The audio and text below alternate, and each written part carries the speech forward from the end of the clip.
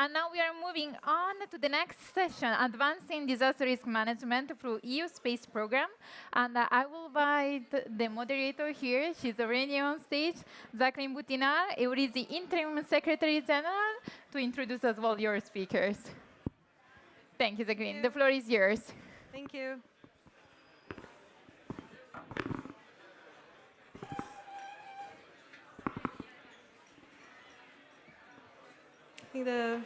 Okay. I think the mic is working.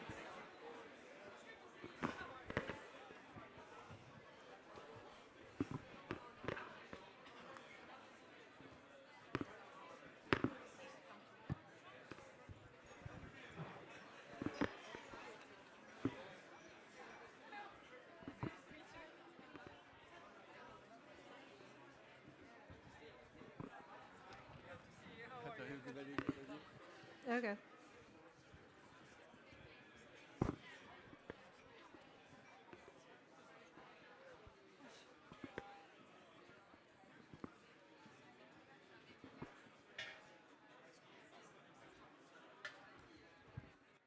Hi, good afternoon, everyone. Welcome to our session on advancing disaster risk management through the EU Space Program. My name is Žaklin Butinar. I'm an Interim Secretary General at Eurisy.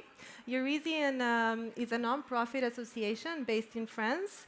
We are an association of entities, international and national ones, working on space matters. And our mission is to bridge space and society. We work on many different thematic areas which we deem important for society and where space could contribute. One of them being disaster risk management. So I'm very happy to welcome here Mr. Rodrigo de Costa to open our session. Because in our disaster risk management thematic area, we co-organize DRM workshops in different EU countries. So, Mr. De Costa, please. So, first of all, thank you very much. Thank you for the invitation. Good afternoon, everyone. And by the way, thank you very much for joining us in this special session dedicated to a subject that actually connects innovation and impact. And that is the role of the EU Space Services in disaster risk management. I will, of course, begin by thanking Eurisy. Thank you for co-organizing this event, but also thank you for your tireless work in connecting European institutions, national stakeholders, and local communities with the real practical benefits of space. Our collaboration with Eurisy and, of course, with member states across Europe is central to how EUSPA brings the EU Space Program closer to those who rely on it the most. Because in EUSPA, we believe that space is not only strategic, it is also service-oriented. We all know we live in a time where natural and man-made disasters are increasing in frequency and in complexity, from floods and wildfires to infrastructure failures and humanitarian crises. Responding effectively requires more than just good intentions. It requires timely data, secured communications, precise coordination, and cross-border collaboration. And this is exactly where the EU Space Program delivers real measurable value. With Galileo, for example, we provide accurate, reliable positioning that supports first responders and emergency logistics. With Copernicus, we enable rapid mapping, monitoring, and forecasting of hazards before, during, and after crisis. With GovSatcom today, and soon with IRIS², we ensure secure and resilient communications when ground networks are damaged or unavailable. But technology by itself is not enough. What turns capability into impact is the user. Our collaboration with Eurisy began already 4 years ago, back in 2022, with a shared ambition to bring EU space services closer to national authorities, civil protection actors, and decision makers across Europe. Since then, we have co-organized more than a dozen national workshops across EU member states, including Slovenia, Luxembourg, Czech Republic, and others, each tailored to local needs and local challenges. These events are not just dialogues. They are action-driven platforms where we have demonstrated capabilities such as search and rescue service of Galileo or the emergency warning satellite service, showing that these tools can operate in real-time emergency scenarios. The feedback, insights, and partnerships emerging from these workshops continue to shape the way we design and deliver space-based services. This is why we are so proud of the workshops we co-organized with Eurisy, from the Balkans to the Baltics, helping member states integrate space services into national disaster plans, building local capacity, and fostering innovation ecosystems. We are seeing, workshop after workshop, is the emergence of a truly European community of practice, civil protection agencies, ministries, space offices, SMEs and innovators all together building a more resilient, more connected union. And let's enjoy the panel by listening closely to the experience and insight of our panelists. Let us keep working as agencies, institutions and citizens to ensure that the powerful assets we have built in space deliver the greatest possible value here on Earth. Thank you. Thank you very much, Mr. Da Costa, for this highlight of importance of satellite communication, GNSS, and Earth observation for disaster risk management, and for allowing us to build with EUSPA on our DRM thematic area. And I know you have a very busy schedule, so at this point I would like to turn to Marie Menard, a Senior Communication Officer from EUSPA, to tell us more about the EU capabilities for disaster risk management. Well, I will not repeat what Rodrigo has said, and I think that we've heard enough in terms of capabilities from EU space program, from Copernicus, Galileo, GovSatcom. What I would be more interested in is to see how, whenever we spend some time in those member states where we're discussing with them, where we're presenting the different space component, whether in their member states it actually impacted how it is perceived, how it has been played. Does it allow as well to have the companies in your countries really taking on board what we've been presenting? Because this is one of the objectives, making sure that the users are actually grabbing the topic. Thank you very much, Marie. So in light of this, I would like to turn to our three national partners, which helped co-organize 3 national workshops in Slovenia, Czech Republic, and Sweden. So maybe by chronological order, I will start with Maruška Strah, Secretary from the Slovenian Space Office. I have 2 questions for each of you, so that we can compare a bit at the end. And first, what was the main motivation behind co-organizing this workshop? So why was it important to you? And second, what were the most important outcomes, follow-ups, that followed the national workshop? So Maruška, thank you. Thank you so much, Žaklin, and thank you to Eurisy, of course, for the invitation to this panel today. It is a great pleasure to be able to share the experiences of this workshop, because on our end, this was a fantastic experience. On one hand, working with EUSPA and with Eurisy was really rewarding and very pleasant, I have to say. And on the other hand, we also saw the benefits of such a workshop. Now, the motivations were plenty. It was very difficult to think what was the main reason we finally decided for this workshop, but let me give you just a little bit of a background. Because Slovenia, although very small and big in space, is also very fascinating geographically. So we have everything. There is sea, there is rivers, there is lakes, mountains, flat.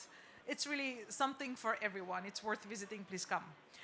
But with that, there are also hazards that come with climate change, that come with other possible disasters that happen. And that's why in Slovenia, unfortunately, we had some difficult experiences with avalanches, with fires, very, very, very devastating fires. We experienced and also learned from devastating floods in 2023, which were also the final reason why we realized that we know what we have to do, but we don't always have the ways to get there.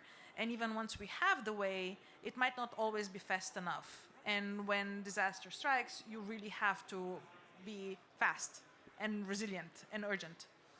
So our idea was that we use this event to bring all stakeholders together. We're talking government, industry, all users, also all providers, in one place where they can talk to each other, learn from one another, see what was missing and what is still needed. What was needed was really very well complemented by EUSPA and especially Marie with the EU components, and what is there that we can use. So that then consequently led to us consolidating our plans, which were already drafted in advance because we were planning to have a hub that would host all these components and would serve as the main center from which we could then use all this to avoid potential disasters and also respond to them faster and better. So this workshop gave us the necessary knowledge of what we still have to do together and also what happens after. So we've got a lot of very positive responses. I have to say here that we had an exceptional collaboration between the Minister of Economy, which was super supportive of this workshop, and the Minister of Defense, which was very much involved in disaster relief after the floods. So with us working together, we kind of had two sides of the same coin, which allowed us to really bring together those who were not that involved before, but should have been. And it was not, of course, destination, but it was the stepping stone into that direction. Thank you very much, Maruška. It's indeed inspiring to see how dialogue was encouraged through the DRM workshop, that it enabled you to find the gap between users and service providers, and then actually give you the knowledge of what to do next. So thank you. And then moving on to Ms. Ela Carlsson from the Director General of the Swedish National Space Agency for your perspective. Thank you. This works. Okay, thank you very much. So we had this workshop in November last year, and thank you so much for arranging that to EUSPA and Eurisy. We had Rodrigo, Christina, Dominika, so it was truly fantastic. So for us, it was to raise awareness of the possibilities that are offered by the EU space program, and to talk about its benefits and how to sort of integrate it to our daily operations in our daily workflow. And also, I must say, the Swedish Space Agency that I work for, we are really a funding agency. So another agency that was there was our contingency agency, MSB, was there also arranging this workshop. They should be here as well to say all of this. So in the recent years, we also had floods, just like you had.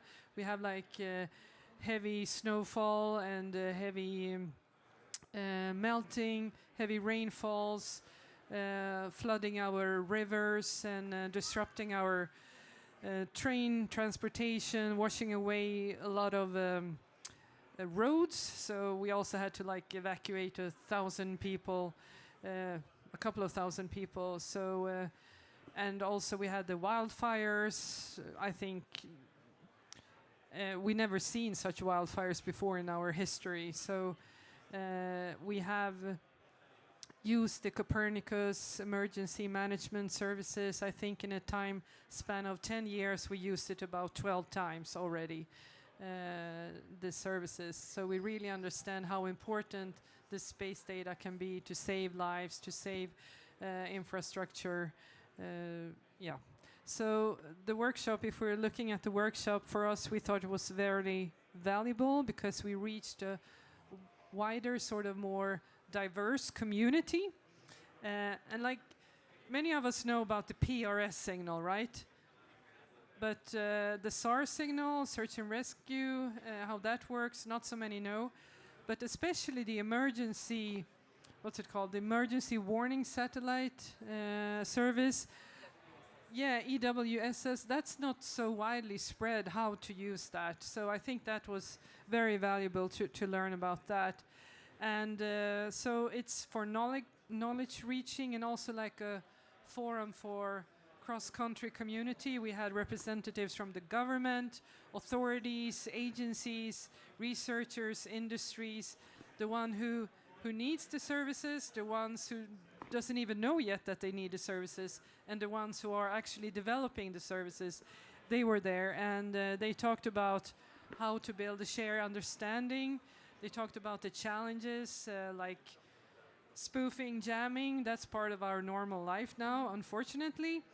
And also we talked about feedback and how to sort of evolve the system. So thank you so much for arranging this. And you also asked about, so what's going on now? What's the next step? Exactly. And actually, about 2-3 months, this workshop, we had a huge conference, something similar but larger, where we sort of gathered this community and we talked about space data.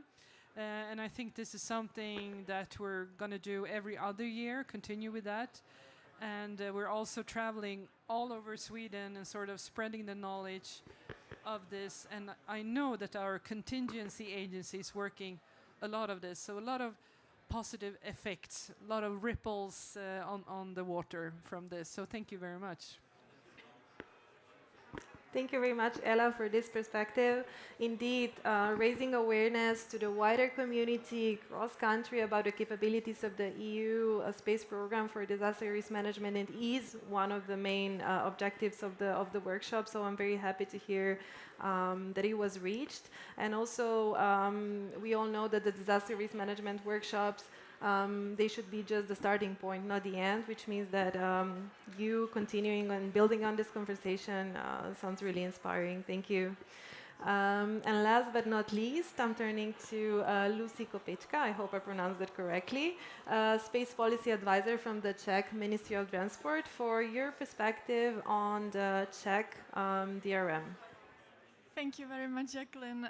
Yes, my name is Lucie Kopecká, almost correct. Almost. I know it's difficult to pronounce. And I'm here today on behalf of the Czech Republic. We actually had the workshop in December last year, and we are very grateful to EUSPA and Eurisy for talking to us and having the idea of organizing this workshop. And for us, organizing this workshop really presented a unique opportunity to gather at one table the users of the satellite-based services and the national authorities that maybe not use the services yet. And then at the same table there were representatives of companies and institutions within the Czech Republic that provide such services based on the satellite data and satellite technology. And of course, there were representatives of the policymaking domain and EUSPA representatives that could explain to those users what are the EU components about and really show which practical impact it can have. And you know, for me personally, and I believe for the users, this is the key issue, because we hear about Copernicus and Galileo services, but maybe for them it is difficult to see how they should really implement it and what they can really do with those services. And I believe that it was successful, that EUSPA representatives and the companies could really show the capabilities that are on the market or that will be in the future. For example, the EUWSS. And I know that one Czech national authority is already in touch with EUSPA regarding this, and I'm really looking forward to see how it will be implemented in the future. I would like to mention another outcome of the discussion that was very interesting for me, and the users were expressing and highlighting that for them the most important thing where to start and how to manage crisis is to have communication channels communication channels when the terrestrial network fails. And I believe that it really shows that EU is going the right direction with GovSatcom and with Iris Square. And at the workshop, there was very insightful and in detail discussion about the challenges, about the needs of the users in terms of GovSatcom and future Iris Square, and as well about the barriers. And it was really great to have at the table EUSPA representatives because they could already answer to the questions of the users and they can reflect to it during the implementation of GovSatcom and Iris Square in the future.